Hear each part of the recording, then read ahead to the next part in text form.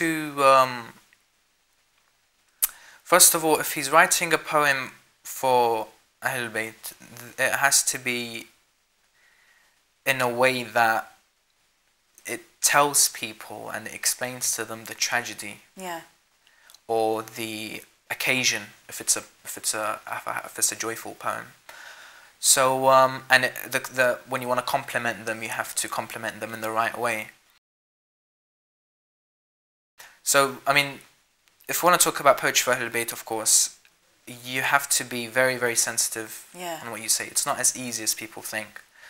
So you know, referring back to the question, that's what we need to do. What we have to release every now and then, a poem that sends a message across.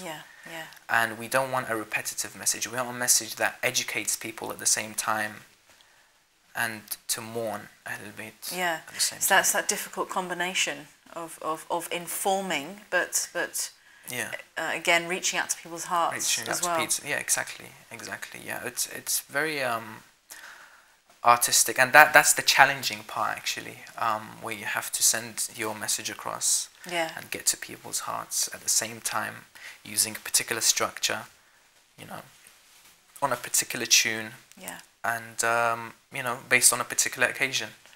And you have to do that and make sure you don't do the same thing the following occasion for years to come. Because I heard also from one of the well-known reciters that even traditionally, it's like, for example, throughout the month of Muharram, it's not the done thing to repeat a poem as well. And that's just days. That's just a few days. Just a few days. You know, you can't use the same topic or the same subject or whatever it is. You can't use it. You have to use it, you know, the first day, and make sure you don't repeat it the other day, and the following year as well.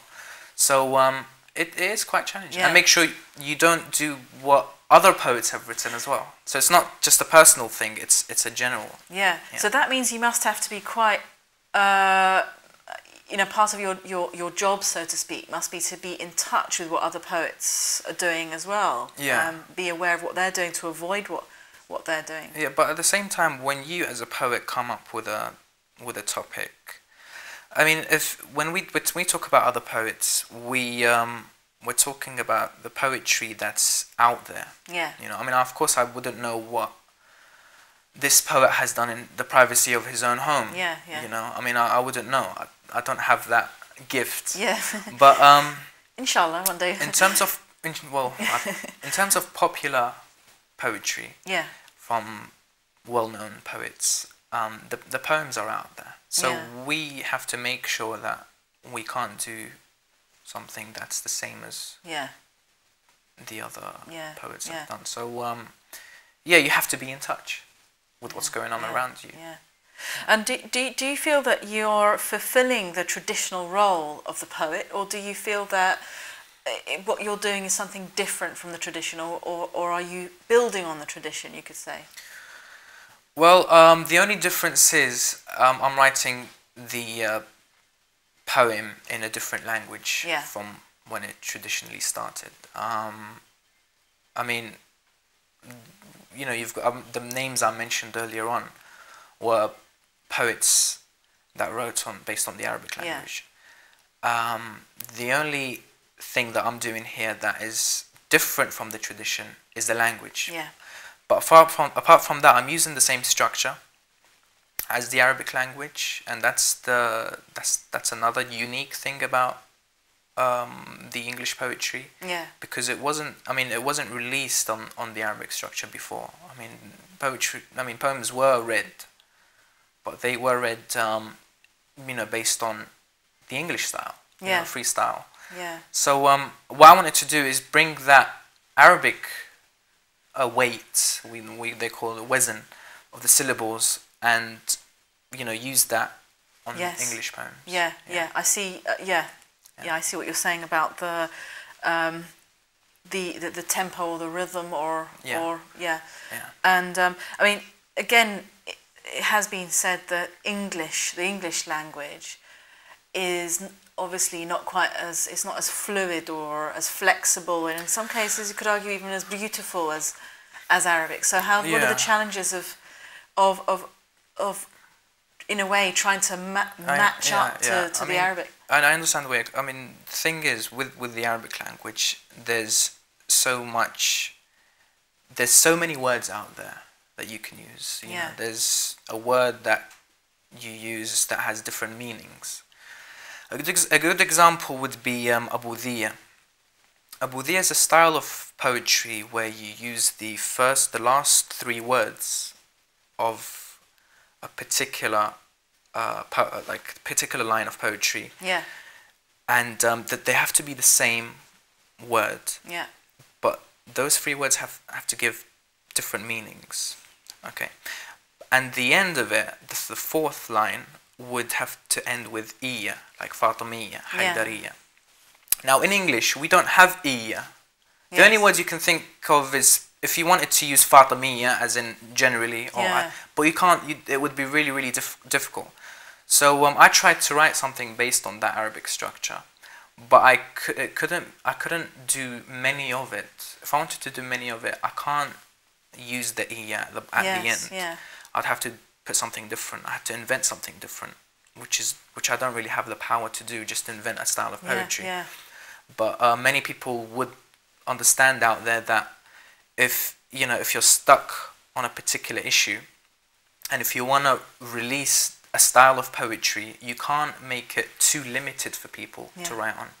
So instead of iya, I put yeah. Like for example, there was one that I wrote that Hussein, I have given you love so far. How much pain did they make us all suffer? So far, suffer. Yes, yes. Muharram's pain will go past, suffer, and continues every month and every year. So I mean that's the style that came from the Arabic style. So yeah, it's very limited. Not like unlike the Arabic. Language, it's that is the challenge, I guess. Again, in English, they've got the what they call half rhymes, and there are those. In Arabic, there's no such thing as a half rhyme. There's no such thing. Yeah. Like in English, you can get away with rhymes like receive and the steam. Yeah. Receive is one thing and steam is something else. Yeah. Do you understand? But in Arabic, if you wanted to make a rhyme, it has to be there. Yeah. Do you understand? The last three letters, sometimes the last three letters have to be the same. Yes. Otherwise, it's not going to be. It's not going to be. And even what I just read now, the word is the same, but with different meanings. Yeah. Because again, in English, there's quatrains as well that sort of have the three, often have the three end of the line rhyming with the one. So there must be. Do you find similarities in types of English poetry with Arabic poetry? There can be similarities with what you mentioned, the quatrain, but the thing is, when we talk about the end rhyming, and that's not it. You have to look at the whole structure. Yeah. You have to look at the whole structure, and it has to be weight. One mistake in the structure of the poetry, one letter, can mess it up for you. And even for the reciter, if they wanted to read it, they'll have problems reciting it. They'll have to pull it or push it, and that in poetry is a complete no-no. Yeah.